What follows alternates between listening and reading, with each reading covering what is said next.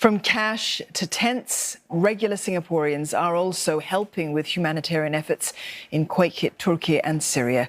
And as CNA's Leong tells us, an official platform, well, it isn't always necessary to make a difference.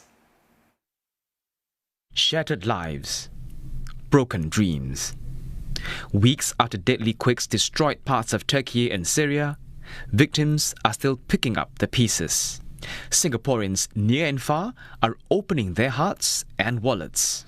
Like this elderly couple who've lived in Istanbul for more than 30 years. I shared it with a group of friends from Singapore.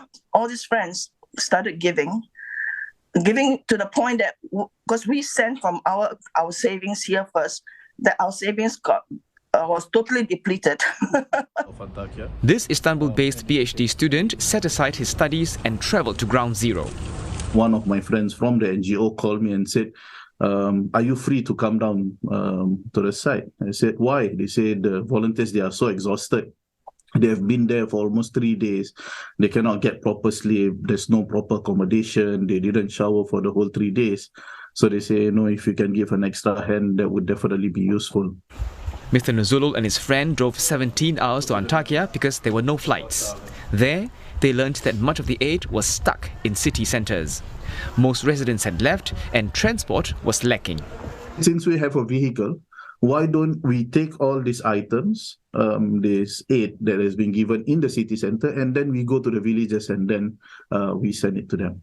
We managed to do a max of three trips per day, but that's the best that we can do. Others are thinking out of the box.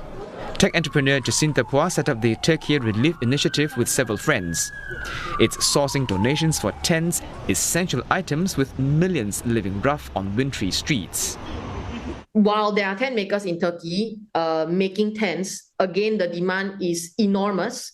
So anything from overseas with ready supplies is a benefit. Pitching in, the one person Ms. Pua believes knows best.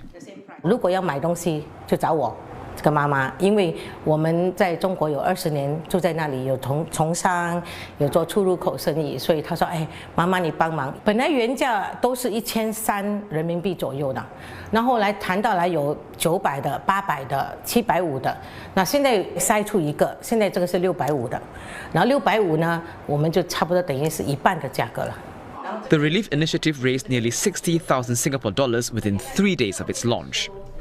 Singapore Airlines will transport these supplies without cost from China to Turkey via Singapore. Leong, CNA.